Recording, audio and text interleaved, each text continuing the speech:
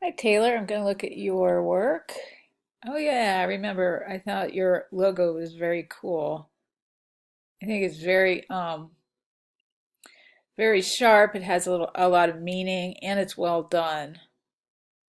I think you have some talent. All right, so the drop shadow, I don't think you need that. The shadow on the sides. Yeah, no. All this extra stuff, the triangle, the gradient, take it all out. The contemporary look is no gradient. It's clean, clear, simple. You have a very strong logo. Just use that. Trust in that. Trust me and trust in that. So you don't need it. This triangle, whatever. I think I think your type layout is pretty good. I like that you used a very simple sans serif. Your name pops out. I would just really focus on your excellent logo. It has a nice balance. It would be seen at any size. It's very clever. All right, see how much better that looks. But when you scale, I'm not sure. So look at that line thickness and then look over here, it changes. So in Illustrator, there's something that you can check that'll maintain the scale proportionately with strokes. I'll try to find that for you, but if I forget, definitely look that up. This is sharp, so let me see where the stamp would go here. So the stamp would be right here, and the address would be right here. Um, I do like what you've done. I think I probably would reflect the shape of the L or the T in your logo a bit more just to reiterate that instead of introducing a new shape. And by that, I just mean like one edge of it is arced and the other is at a 90-degree angle. Might as well. That would be clever. But I do like the Indiana U colors here as long as they support your logo. All right, and again, this brushes aside your logo like it's not that important, like you're trying to hide it. And I understand where you're coming from here. You're working out your design, you're testing to see what fits. But I trust me when I say I think your logo is very strong. That's all you need. I like how you've put your address down here.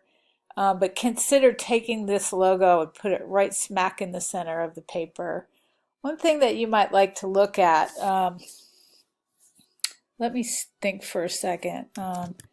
Michigan State Stationery. One thing, how do you spell it? With an E or a Y? I have to look that up. um, I don't want to shop. I want to look for it. Hold on. Basically, I was looking for the University of Michigan branding. I can't find it. I'm sure if I looked for another hour I could, but I can't do that today. But anyway, they're famous for their very strong branding. You can see it's just like that M, and they keep it very simple, which I think would work for you. So just, pick out your most pertinent information, let your logo really shine. Let's look at Indiana University.